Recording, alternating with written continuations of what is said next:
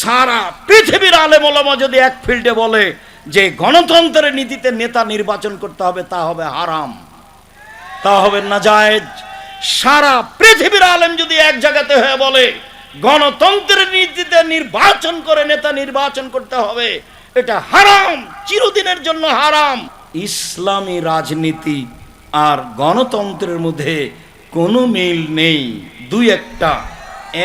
এক, ইসলামী নীতিতে ক্ষমতার উৎস আল্লাহ, গণতন্ত্রের নীতিতে ক্ষমতার উৎস জনগণ।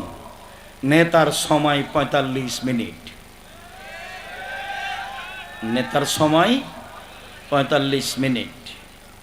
ইসলামী নীতিতে নেতা যতদিন থাকার থেকে যাবে। গণতন্ত্রের নীতিতে নেতার সময়সীমা ৫ বছর। গণতন্ত্রের নীতিতে নেতা মানুষ রচিত আইন মানতে বাধ্য। ইসলামী নীতিতে নেতা কোরআন এবং হাদিসের আইন মানতে বাধ্য। গণতন্ত্রের নীতিতে নেতা জনগণের কাছে দায়বদ্ধ। ইসলামী নীতিতে নেতা আল্লাহ এবং আল্লাহ রাসূলের কাছে দায়বদ্ধ। ডক্টর সাহেব অনেক সুন্দর কথা বলছিলেন, তবে শেষের কথাটি শরীয়তের অনুকূলে হয়নি। সেটা হলো এই, সারা পৃথিবীর আলেম ওলামা যদি এক ফিল্ডে বলে যে গণতন্ত্রের নীতিতে নেতা নির্বাচন করতে হবে, তা হবে হারাম, তা হবে নাজায়েজ। সারা পৃথিবীর আলেম যদি এক জায়গাতে হয়ে বলে গণতন্ত্রের নীতিতে নির্বাচন করে নেতা নির্বাচন করতে হবে, এটা হারাম, চিরদিনের জন্য হারাম। ওমর রাদিয়াল্লাহু তাআলা আনহু দুনিয়া থেকে বিদায় নিয়েছেন, ঝামেলা দুনিয়াতে প্রকাশ পেয়ে গেছে। ঈসা আলাইহিস সালাম পর্যন্ত ঝামেলা বহাল থাকবে। আল্লাহ রাসূল বলছেন, বুখারীর হাদিস, একজন নবী আমার সামনে দিয়ে পার হলেন, দেখলাম একজন মানুষ সাথে আছে, মানে এই নবী সারা জীবন দাওয়াত দিয়ে একটা লোক হেদায়েত হয়েছে। বুখারীর হাদিস, আমার সামনে দিয়ে একজন নবী পার হলেন, দেখলাম দুইজন মানুষ হেদায়েত, দুইজন মানুষ সাথে আছে, মানে ওই নবী সারা জীবন দাওয়াত দিয়ে দুইজন মানুষকে হেদায়েত করতে পেরেছেন। তারপরে দেখলেন একজন নবী পার হয়ে যাচ্ছে, লাইসা মাহু আহাদুন, তার সাথে কোনো মানুষই নাই। তো দেশে ইসলাম কায়েম করবেন কি দিয়ে? সারা পৃথিবীতে মাত্র দুইজন মানুষ, ইব্রাহিম আলাইহিস সালাম আর তার স্ত্রী, আর কেউ নেই। বউ আটকা পড়লো, ক্ষমতা দিয়ে বের করতে পারলেন না। ফেরাউন ডুবে গেল, মুসা আলাইহিস সালাম চলে গেলেন। রাজ সিংহাসন ফাঁকা, দখল করে কাজ চালু করলেই তো হয়। সম্মানিত দিনী ভাই বোন, কিয়ামত পর্যন্ত গণতন্ত্রের নীতিতে নেতা নির্বাচন হবে না। মানুষের আকীদা পরিবর্তন করেই দাওয়াতের মাধ্যমে নেতা নির্বাচন করতে হবে। হবে না হয় হবে না। নবীর চলে, আমার চলে না। একজন নবীর একজনও লোক হেদায়েত হয়নি, তো তার চলে, আমার চলে না। একজন নবীর একটাই মানুষ হেদায়েত হয়েছে, তো সেই নবীর চলে, আমার চলে না। নূহ আলাইহিস সালামের ৯৫০ বছর দাওয়াতে মাত্র ৪ জন ছিল, বাকি সব পালিয়ে গেছে, তো নূহ আলাইহিস সালামের চলে, আমার চলে না। এই চাল চলন যেটা আপনি দেখতে পাচ্ছেন, মারামারি, হইচই, দাঙ্গামা, হাঙ্গামা, জুয়াচুরি, ডাকাতি, আর জেল, আর হাজত, আর রাস্তা, আর ঘাট, আর রাহাজানি, সব কিছু এই দলীয় ভাবে, সেইটা রাসূলের পথ হয় কি করে? যা দিয়ে শত্রুতা শিখা যায়, যা দিয়ে মারামারি শিখা যায়, যা দিয়ে আচরণ খারাপ হয়ে যায়, যা দিয়ে মানুষকে জেল হাজতে দেওয়া যায়, যা দিয়ে মানুষের বুকের উপরে চড়ে মানুষকে জবে করে দেওয়া যায়, সেই নীতি আবার রাসূলের নীতি হয়। ওমর রাদিয়াল্লাহু তাআলা আনহু পরামর্শের ভিত্তিতে নেতা নির্বাচন করতে বলেছেন। যেদিন পরিবেশ হবে সেদিন হবে অর্ধ পৃথিবীর খলিফা, কুশাগর বুদ্ধিজীবী রাজনীতিবিদ ওমর নেতৃত্বের যে পদ্ধতি পেশ করেছেন, সেটাই হবে পদ্ধতি। কিয়ামত পর্যন্ত এই পদ্ধতিই থাকবে। মানুষ সেটা গ্রহণ করতে পারুক আর না পারুক তাতে আসে যায় না। মানুষের উপরে এই জিম্মেদারি দেওয়া হয়নি যে রাসূলের পদ্ধতি ব্যতীত তুমি তোমার পদ্ধতিতে নেতা নির্বাচন করো। তিনি বলছেন পৃথিবীর মানুষ শুনে রেখো, ইয়াতি মিন বাদি আইম্মা, আমার পরে কতগুলি আলেম ওলামা আসবে, ইহদুনা বিগাইরি হাদিয়াতি, আমার আদর্শ ছেড়ে দিয়ে অন্য আদর্শ গ্রহণ করে বলবে এটাই রাসূলের আদর্শ, আমার সুন্নাত ছেড়ে দিয়ে অন্য সুন্নাত গ্রহণ করে বলবে এটাই রাসূলের সুন্নাত। ওদের দেখতে লাগবে মানুষ, ওদের অন্তর হবে শয়তানের অন্তর। ওদের দেখতে লাগবে মানুষ, ওদের হবে অন্তর হবে শয়তানের অন্তর। আমার আদর্শ ছেড়ে দিয়ে অন্য আদর্শ গ্রহণ করে বলবে এটাই রাসূলের আদর্শ। তিনি বলেছেন পৃথিবীর মানুষ শুনে রেখো, এরা এমন হবে আমার ভাষাতেই কথা বলবে, তারা হবে আমার চামড়ার মানে মুসলমান, তারা আমার ভাষাতেই কথা বলবে মানে কোরআন হাদিস পেশ করবে। কোরআনের আয়াত পড়ে বলছে, দেখেন আল্লাহ বলছেন মিলাদ করতে হবে।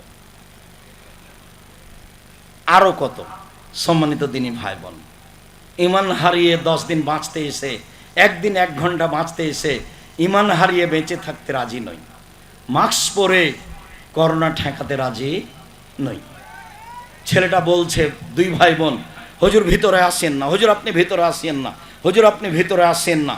যে না, তোমার আব্বার গায়ে হাত দিয়ে দোয়া করে যাব, এতে যদি আমাকে করোনা হয় তাহলে আমি বলবো না তোমার বাপের কারণে হয়েছে। কেন? আমি রাসূলের কথাকে বিশ্বাস করি। রাসূল সাল্লাল্লাহু আলাইহি ওয়াসাল্লাম বলেছেন যেদিন পৃথিবী সৃষ্টি করা হয় তার 50,000 বছর পূর্বে মানুষ সৃষ্টি করা হয়েছে, সেদিন 4টে জিনিস লেখা হয়েছে, হায়াতাহা তার জীবন, মৌতাহা তার মরণ, রিজকাহা তার রুজি, মাসায়েবাহা তার করোনা রোগ ব্যাধি। সেই দিন যদি করোনা হয়ে থাকে লিখা, আজকে যদি পাথরের ভিতরে ঢুকে থাকে তাহলে তাকে করোনা ধরবেই। তাহলে রাসূল সাল্লাল্লাহু আলাইহি ওয়াসাল্লাম বিদায় হজে ঘোষণা দিলেন, পৃথিবীর মানুষ রেবাল জাহেলিয়া মওজুন তাহতা কাদামাইয়া, জাহেলিয়াতের যুগের সুদ, এই হারাম প্রথা আমি আমার পায়ের নিচে রেখে দিলাম। যত সুদের লেনদেন আছে সব বন্ধ করতে হবে। বলেন করব ইনশাআল্লাহ, করব ইনশাআল্লাহ। সুদ খেয়ে হারাম খেয়ে বড় হতে রাজি নই, সুদ খেয়ে আহাল পরিবারকে মানুষ করতে শিক্ষিত করতে রাজি নই, যার ফলাফল জাহান্নাম।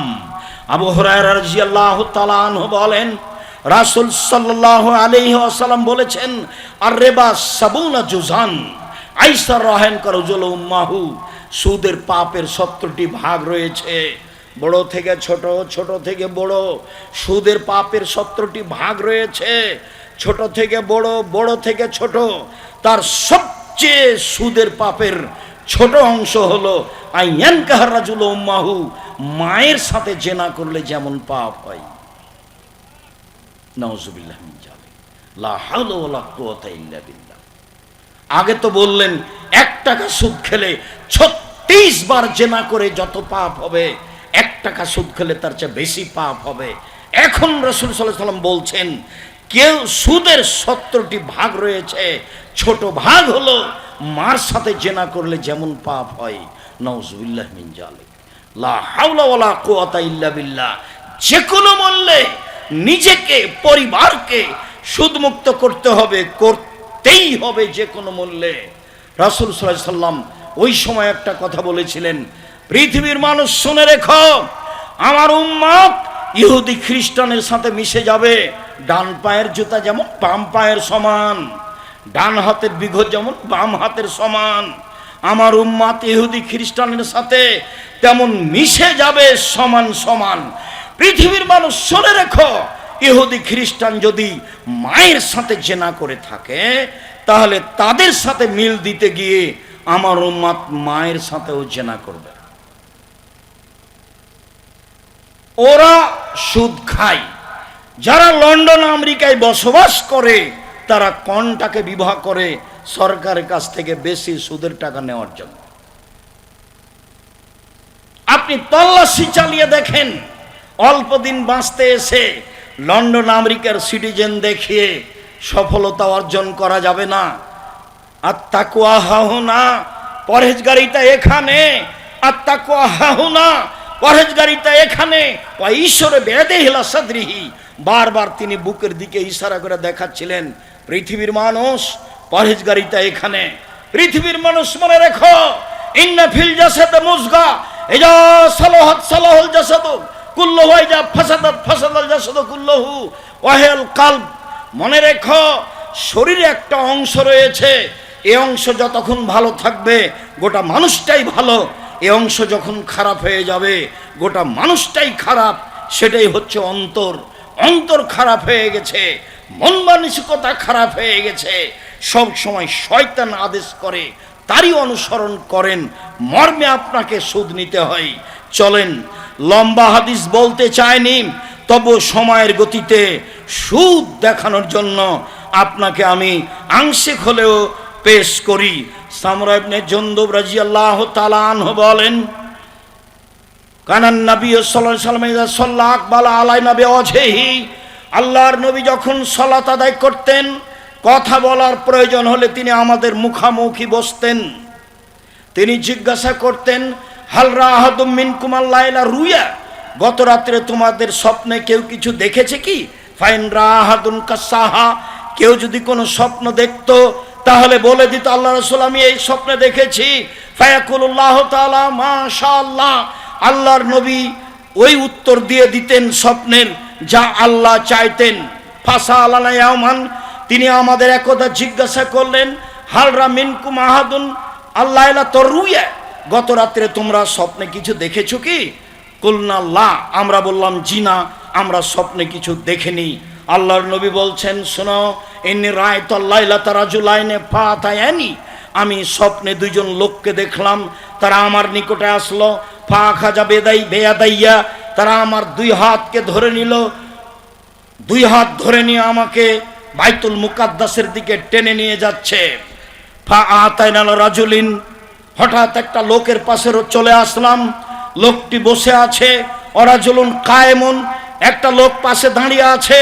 অফিয়াদিহি কালবুন মিন হাদিদিন, তার হাতে রয়েছে লোহার বাঁকা লাঠি। ফা ইদখিলুহু ফিসকে সিদকিহি, লোহার বাঁকা লাঠি তার মুখের ডান পার্শ্ব দিয়ে ঢুকিয়ে দিচ্ছে, ঢুকে চিরে ফেলছে। হাত্তা ইয়াবলুগা কাফাহু, চিরে পিছন দিকে নিয়ে যাচ্ছে। ওয়া ফল বিসিদকিল আখার, মুখের অপর সাইডও এইভাবে চিরে ফেলছে। ওয়া ইয়াউদু সিদকুহু কামা কানা, বাম দিক চিরতে না চিরতেই মুখের ডান দিক আবার ঠিক হয়ে যাচ্ছে। ফায়াউদু ফায়াফালু মিসলাহু, আবার ডান দিকে আসছে, মুখ চিরে ফেলছে। আমি বললাম, মা হাজা, একই দৃশ্য। কালা তারা দুইজন বলেন, ইনতালেক, চলতে থাকেন। ফান্তালাক না, কিছু না বলে চলতে থাকলাম। ফাতাইনাল রাজুলিন মুস্তাজিনাল কাফাহু, আস্তে আস্তে হঠাৎ একটা লোকের পাশে চলে আসলাম। দেখি লোকটা চিত হয়ে শুয়ে আছে, পাশে একটি লোক দাঁড়িয়ে আছে, তার হাতে একটা পাথর রয়েছে। ইয়াসদা কবি রাসাহু, পাথর দিয়ে মারছে তার মাথার উপরে। ফাতাদাদা হাল হাজারো ফান্তালাকে লেহে লিয়া খুজহু, মাথায় লেগে মাথা ভেঙে চৌচির হয়ে যাচ্ছে, পাথর ছিটকে দূরে চলে যাচ্ছে।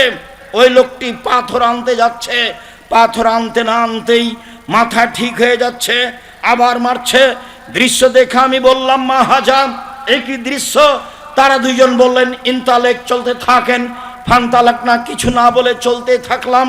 চলতে চলতে ফাতাইনা লাগবিল মিসলিত তান্নুরে, চলে আসলাম একটা চুলার পাশে। আলাহু জায়কুন আসফালাহু ওয়াসে, যেই চুলার উপর দিক সংকীর্ণ, নিচের দিক প্রশস্ত। তন্দুরি রুটি যেই চুলাতে বানাই সেই চুলার মতো। দেখি চুলার ভিতরে কিছু মানুষ রয়েছে, তাহাতাহুন্নার, তার ভিতরে আগুন জ্বলছে। ফাইজা ইরতাফাউ, যখন আগুন জোরে জ্বলে উঠছে, ভিতরে যা কিছু আছে সব উপরে চলে যাচ্ছে। ফাইজা খামাদাত রাজাউ মা ফিহা, আর যখন আগুন একটু কমে যাচ্ছে, ওই যা উপরে উঠেছিল তা নিচে চলে যাচ্ছে। উপরে উঠার সময় মনে হচ্ছে বের হয়ে পড়ে যাবে। ফিহারে জ্বালনে সানোরাতুন, তাতে দেখি মহিলা এবং পুরুষ উলঙ্গ অবস্থায় জমা ধরে আছে। আগুন জোরে জ্বললে ধাঁধা ধাঁধা করে উপরে চলে যাচ্ছে জমা অবস্থায়। পরনে কোনো কাপড় নেই, আগুন কমে গেলে আবার নিচের দিকে চলে যাচ্ছে। আমি বললাম, এ কি? তারা দুইজন বলেন, ইনতালেক, চলতে থাকেন। ফান্তালাক না, কিছু না বলে চলতে থাকলাম। চলতে চলতে চলে আসলাম আতালা নাহার মিন দামিন, একটা রক্তের নদীর পাশে। দেখি নদীতে শুধু রক্ত, অন্য কিছু নেই, নদীতে পানি নেই। নদীর পাশে একটা লোক দাঁড়িয়ে আছে, নদীর মাঝামাঝিতে একটা লোক আছে। কুল্লামা আরাদা এক রোজা, যতবার লোকটা নদী থেকে উঠে যাওয়ার চেষ্টা করছে, পাশে যে লোকটা আছে তার হাতে একটা পাথর আছে, মারছে মুখের ওপরে। মায়ের কারণে লোকটা আবার নদীর মাঝামাঝিতে চলে যাচ্ছে। যতবার উঠার ইচ্ছা করে ততবারই তার মুখের ওপরে পাথর মেরে তাকে রক্তের নদীর মাঝামাঝিতে করে দেয়। আমি বললাম এ কি? তারা দুইজন বললেন চলতে থাকেন। চলতে থাকলাম, কিছু না বলে চলে আসলাম একটা সবুজ বাগানের কাছে। বিশাল বাগান, গাছপালা খুব সবুজ। দেখি সেখানে একটা অনেক বড় গাছ, গাছের পাশে একজন বৃদ্ধ মানুষ বসে আছেন, তার সামনে কতগুলি বাচ্চা ছেলে আছে। একটু দূরে একজন লোক আছে, অফিয়াদেহি কাল্লবুন এই কুদনারা, তার হাতে একটা লোহার বাঁকা লাঠি রয়েছে। সে বারবার আগুনকে উত্তেজিত করছে। ফাসায়দাবিয়া সাজারা, তারা দুজন আমাকে গাছের উপর দিকে নিয়ে চলে গেলেন মাঝামাঝিতে। ওয়াদ খালানি দাঁড়ান মা রায় তাহাসানা কাত্ত, একটা ঘরে ঢোকালেন। এত সুন্দর ঘর আমি জীবনে কোনোদিন দেখিনি। সেই ঘরে রয়েছে সাবন, যুবক আছে, শাইখন বৃদ্ধ মানুষ আছে, তারপরে নিশা মহিলা আছে, আর সিবিয়ান বাচ্চা ছেলে আছে, অনেক পুরুষ নারী আছে। ফাখরা জানি, তারা দুইজন আমাকে সেই ঘর থেকে বের করে নিলেন। ফাসায়দাবিয়া সাজারা, আলা উপরে আমাকে নিয়ে চলে গেলেন। ওয়াদ খালেই দাঁড়ান, আর একটা ঘরে ঢোকালেন। হে হাসান আফজল মিনহা, পরের ঘরটি আগের ঘরের চেয়ে অনেক অনেক অনেক বেশি উত্তম। সেই ঘরে রয়েছে যুবক, আর সেই ঘরে রয়েছে বৃদ্ধ মানুষ। আমি শেষ পর্যন্ত তাদের দুইজনকে বললাম, এতক্ষণ পর্যন্ত কি দেখলাম তোমরা দুইজন বলে দাও। তারা দুইজন বলল, হ্যাঁ ঠিক আছে, সব আপনাকে বলে দেব। ওই যে আপনি প্রথম লোকটিকে দেখলেন, যে লোকটি মুখের দুই সাইডকে লোহার বাঁকা লাঠি দিয়ে চিরে ফেলা হচ্ছিল, ফারাজুলুন কাদ্দাব, সে মিথ্যা কথা বলতো, মিথ্যা আকাশে ছড়িয়ে যেত। ই ফলবে হিয়াউমাল কেয়ামা, কেয়ামাত পর্যন্ত তার মুখকে এইভাবে চৌচির করা হবে, চিরে ফেলা হবে, কারণ সে মিথ্যা কথা বলতো। মিথ্যা কথা মহাপাপ। তারপরে আপনি দেখলেন যে লোকটা চিত হয়ে শুয়ে রয়েছে, ও হচ্ছে আলেম মানুষ, কোরআন হাদিস জানতো। সে রাতে কোরআন তেলাওয়াত করতো না, দিনে সে অনুযায়ী আমল করতো না, তাই তার মাথাকে ভেঙে চৌচির করে দেওয়া হচ্ছে। তারপর আপনি দেখলেন গর্তে নারী ও পুরুষ উলঙ্গ অবস্থায় জ্বলছে, ধাঁধা করে উপরে চলে যাচ্ছে, আবার নিচের দিকে আসছে। তারা হচ্ছে ব্যভিচারণী। অন্য এক বর্ণনায় এসেছে, আমি চলতে চলতে হঠাৎ এক সম্প্রদায়ের কাছে চলে আসলাম। তারা ছিল অনেক মোটা, একবারে 25-30 হাত উঁচু আছে, মোটা মোটা, আর তাদের গায়ে ছিল খুব দুর্গন্ধ। মনে হচ্ছিল যেন গণশৌচাগার, মনে হচ্ছিল যেন রাস্তাঘাটের টয়লেট। আমি বললাম, মানহাউলায়, এরা কারা? তখন তারা বলেছিল অহমদ জোনাত জাওয়ানি, তারা হলো ব্যভিচারণী। সম্মানিত দিনী ভাই বোন, বিষয়টি খুব বেশি ভাবার। এরপরে আমরা চলে আসলাম একটা নদীতে, রক্তের নদীতে যাকে ফেলে রাখা হয়েছে সে হলো সুদখোর। যতবার উঠতে চেষ্টা করছে ততবার তার মুখের উপরে মেরে তাকে রক্তের নদীতে করে দেওয়া হচ্ছে, তাতে তার মুখ ভেঙে চৌচির হয়ে যাচ্ছে। এইভাবে তাকে শাস্তি দেওয়া হবে কিয়ামত পর্যন্ত। সম্মানিত দিনী ভাই বোন, সুদের ফলাফল বিচারের পূর্বেই সুদ খায় যারা, তাদেরকে রক্তের নদীতে ফেলে দিয়ে এইভাবে বারবার পাথর দিয়ে মারা হবে। বিচারের দিনে যা হবে হবে, তা হবে জাহান্নাম, যা আগেই ঘোষণা হয়েছে। আল্লাহর দয়া ভিন্ন জিনিস। সম্মানিত দিনী ভাই বোন, তারপরে আপনি দেখলেন অনেক বড় একটা গাছ, গাছের নিচে একজন বৃদ্ধ মানুষ, তিনি হচ্ছেন ইব্রাহিম আলাইহিস সালাম। তার সামনে দেখলেন কতগুলি বাচ্চা ছেলে, তারা হচ্ছে মানুষের সন্তান। হিন্দু মুসলমান সবাই হতে পারে। অত্র হাদিসে বলা হয়েছে যেসব ছেলে মেয়ে মুসলিম অমুসলিম যুবক হওয়ার আগে মারা যায় তারা সবাই জান্নাতে যাবে, এ হাদিস দিয়ে বলা হয়েছে। তারপরে আপনি দেখলেন একটা লোক লোহার লাঠি দিয়ে আগুনকে উত্তেজিত করছে, তিনি হলেন জাহান্নামের মালিক, তিনি জাহান্নামের আগুনকে উত্তেজিত করছে। প্রথম ঘর যেটাতে ঢুকলেন সেটা হচ্ছে সাধারণ মোমেন পুরুষ নারীর ঘর, আর এখন যেটাতে বের হলেন সেটা হচ্ছে শহীদদের ঘর। দেখেন, আমি যে আপনার ডান হাত ধরে আছি আমি হলাম জিব্রাইল, আর এই যে আপনার বাম হাত ধরে আছেন ইনি হলেন মেকাইল। আপনি একটু মাথা উপর দিকে করেন। করলাম, কিছু দেখলেন কি? হ্যাঁ, ওই যে সুন্দর ঝকঝকে ঘর দেখলাম, যা মানজে লোকা, এটা হচ্ছে আপনার ঘর। তখন রাসূল বলছেন যে দানি আদখুলু মানজিলি, ছেড়ে দাও তোমরা, আমি এই ঘরে প্রবেশ করি। তখন তারা দুইজন বলছেন জি না, বাকি এলাকা উমরুন, আপনার বয়স বাকি আছে, জাস্তাকমালতাহু আতাইতা মানজিলাকা, যখন আপনার বয়স শেষ হয়ে যাবে তখন আপনি এখানে চলে আসবেন। বুখারী। সম্মানিত দিনী ভাই বোন, লম্বা হাদিসটি আংশিকভাবে অনুবাদ করলাম আপনার সামনে শুধু সুদের অংশ দেখানোর জন্য। সুদ মহাপাপ। আবু হুরায়রা রাদিয়াল্লাহু তাআলা আনহু বলেন, লানা রাসূলুল্লাহ সাল্লাল্লাহু আলাইহি সাল্লাম রাসিয়াল মুরতাসিয়া, যে ঘুষ দেয়, যে ঘুষ গ্রহণ করে উভয়ের উপরে অভিশাপ। উমামা বাহিনী রাদিয়াল্লাহু তাআলা আনহু বলেন, রাসূল সাল্লাল্লাহু আলাইহি ওয়াসাল্লাম বলেছেন, পৃথিবীর মানুষ শুনে রেখো, কাউকে যদি কোনো কাজে নির্ধারণ করা হয়, আল্লাহ রাসূল বলছেন, আমি যদি মানিস্তামাল না হুয়া আলা আমালিন, আমি যদি কোনো মানুষকে কোনো কাজ দিই, ওয়ারাজাক না হু রিজকান, আমি যদি তার বেতন নির্ধারণ করে দিই, ফামা আখাজা বাদাহু ফাহুয়া রিবা, এরপরে যদি ও কিছু গ্রহণ করে সেটাই হলো সুদ, সেটাই হলো ঘুষ, সেটাই হলো আত্মসাৎ। পৃথিবীতে যত অফিস আদালতে, কোর্ট কাছারিতে টাকা ছাড়া কাজ হয় না, এরা সবাই সুদ খায়, এরা সবাই জাহান্নামের খড়ি হিসাবে প্রস্তুত হচ্ছে। সম্মানিত দিনী ভাই বোন, অত্র হাদিসে এটাই প্রমাণ হয়। আর গুরুত্বপূর্ণ কথা, আবু হুরায়রা রাদিয়াল্লাহু তাআলা আনহু বলেন, অন্য এক বর্ণনায় এসেছে, বুরায়দা রাদিয়াল্লাহু তাআলা আনহু বলেন, মান সাফা লিআখিহি বিসাফাতিন, কোন কারণে কোন লোক যদি তার ভাইয়ের জন্য সুপারিশ করে, চাকরির জন্য, কোনো কাজের জন্য, কোথাও ভর্তির জন্য সুপারিশ করে, ফা আহদালাহু আলাইহা, এর কারণে যদি এই লোক হাদিয়ে উপঢকন কিছু দিয়ে পাঠায়, ফা কাবেলাহা, এই যে সুপারিশ করেছে সে যদি কবুল করে, ফা আতা বাবান আজিমান মিন আবু আবির রেবা, তাহলে সে সবচেয়ে বড় সুদ গ্রহণ করলো।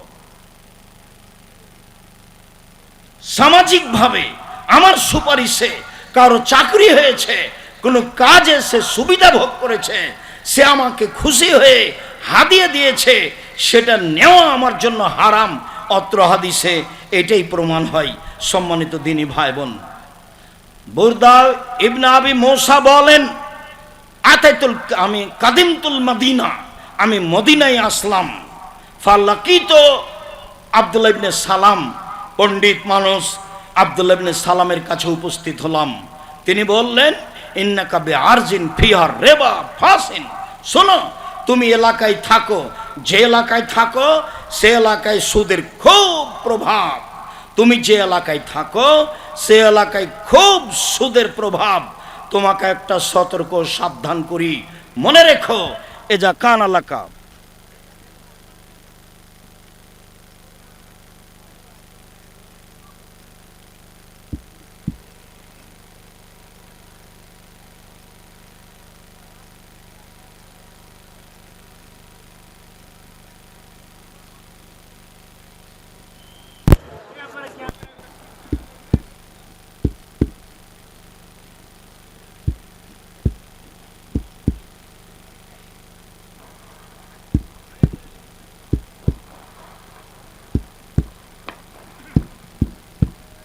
জি, এই ছেলে দাঁড়ালে কেন?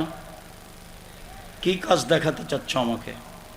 এটা সালাফি কনফারেন্স, আপনার চালচলন খারাপ হোক এটা আমি চাইনি। এটা কোনো সাধারণ সম্মেলন নয়। সূচনায় বলে গেছি, সালাফি মানে হচ্ছে সাহাবি তাবিদের নীতিতে চলে আসা কাজকর্ম। সালাফি কনফারেন্স সাহাবি নীতিদের নীতিতে দিন প্রচার। সম্মানিত দিনী ভাই বোন, শোনো, যে এলাকায় তুমি থাকো সে এলাকায় সুদের প্রভাব রয়েছে। যদি কারো কাছে তোমার টাকার লেনদেন থাকে, ফা আহাদা এলাইকা হামলা তিবলিন আও হিমলা তিবনিন আও শাইরিন আও হিমলা কাত্তিন ফলা তাখুজুহু বাইনু রিবা।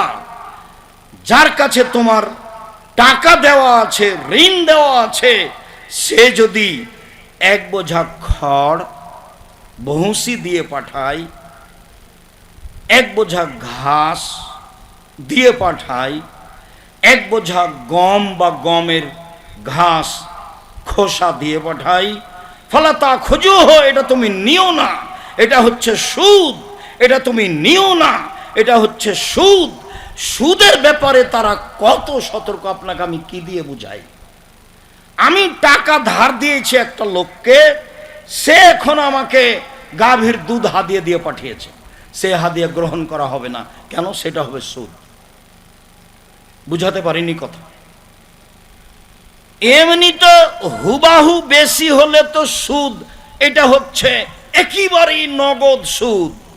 তারপরে তিনি বলছেন, যাকে আমি কিছু দিয়ে রেখেছি সে যদি আমাকে একটা ঘাসেরও বোঝা দিয়ে পাঠায়, আমি সেটা নিব না, নিলে সুদ হবে। সে যদি আমাকে 1 কেজি দুধ দিয়ে পাঠায় তাহলে আমি তা নিব না, কেন? সেটা সুদ হবে। কেউ যদি আমাকে আম দিয়ে পাঠায়, আমি তাকে টাকা ঋণ দিয়ে রেখেছি, তাহলে সেটা আমি নিব না, কেন? সেটা সুদ হবে। তবে আগে থেকে এটা প্রচলন ছিল লেনদেন, পরে আবার টাকা ঋণ দেওয়া হয়েছে, এমনটা না জায়েজ নয়, এমনটা হারাম নয়, এমনটা জায়েজ। শেষের কথা বোঝা গেল না মনে হয়? ঋণ দেওয়ার আগেই থেকে আমাদের কি ছিল? ঋণ দেওয়ার আগে থেকেই হাদিয়া দেওয়া একটা প্রচলন ছিল, দিয়েছি, এরপরে টাকার দেওয়া লেনদেনের কাজ হয়েছে। এখন যদি হাদিয়া দিই বা নিই তাহলে এর অন্তর্ভুক্ত হবে না, শুধুমাত্র এই কারণে সেটাই হবে সুদ।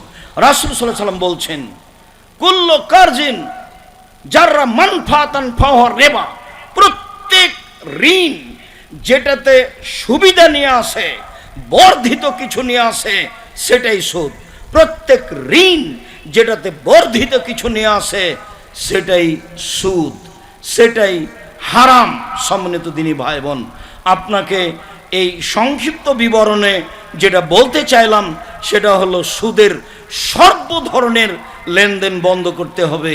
1 মিনিট। সরকারিভাবে রাসূল সাল্লাল্লাহু আলাইহি ওয়াসাল্লাম বিদায় হজে সুদ বন্ধ ঘোষণা দিলেন। তাতে তিনি নিজের চাচার সুদ মওকুফ করলেন। নিজের তার কোনো টাকা পয়সা নেই, নিজের তার কোনো ব্যবসা বাণিজ্য নেই, এখন কার উপরে আর হাত খেলানো যায় প্রথমে। তাই বললেন, পৃথিবীর মানুষ শুনে রেখো, আমি সুদ বন্ধ ঘোষণা দিলাম, আমার চাচার যত সুদ লেনদেন ছিল সবকে আমি পায়ের নিচে রেখে দিলাম এবং বাতিল ঘোষণা করলাম, মওকুফ ঘোষণা করলাম। সম্মানিত দিনী ভাই বোন, অল্প দিন বাঁচতে এসে এমনটা করা হবে না।